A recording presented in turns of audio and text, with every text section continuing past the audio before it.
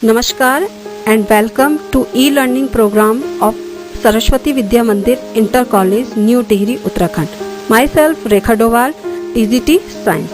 I am presenting here study material for class 8th in Science. Lesson number 1, Crop Production and Management. फसलों का उत्पादन एवं उसका प्रबंधन.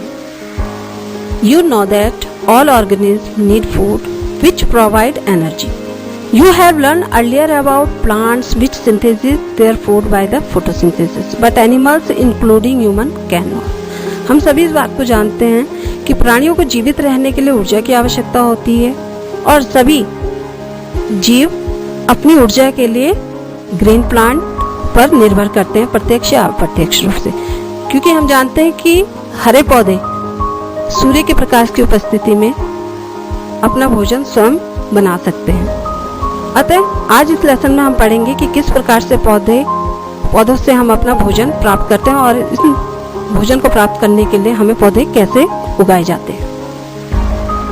तो सबसे पहले क्रॉप.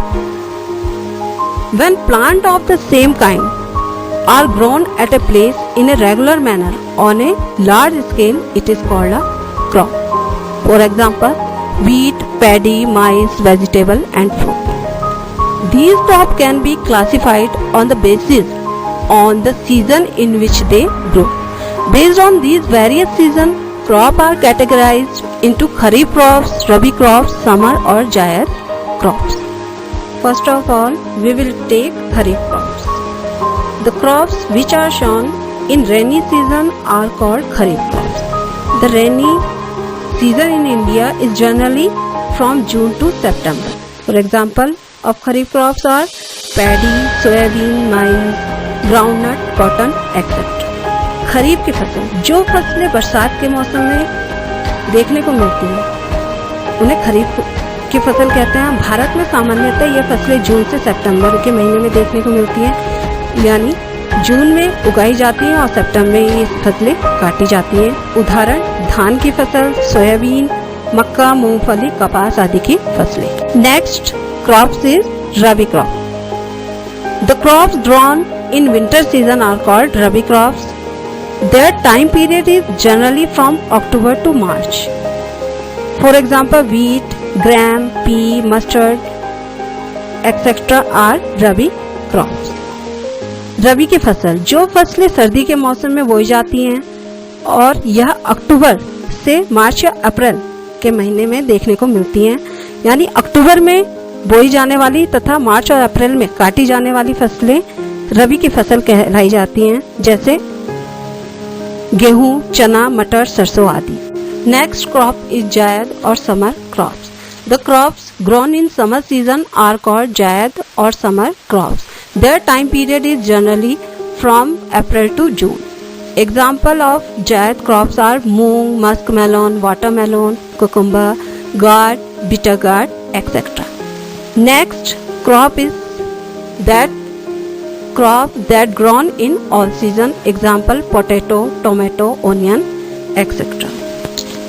जायद फसल वह फसलें होती हैं जो गर्मियों के मौसम में उगाई जाती हैं और इनका जो टाइम पीरियड है वो सामान्यतः अप्रैल से जून, यानी कि अप्रैल में ये फसल बोई जाती हैं और जून में काटी जाती है.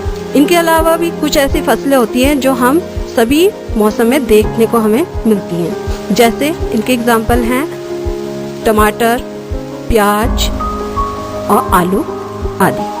Today's homework is as these questions. First question is give 2 example of each rabi, kharif, zaid crops and crop that grown in all season. Next question is write the differences between rabi and kharif crops. Next question, can you explain why most crops have a particular season in which they grow? Next and last question is, why paddy cannot be grown in the winter season? It is enough for today. Related study material is available on my web page Him Tarangini. Web link is here, www.rdobhal.blogspot.com.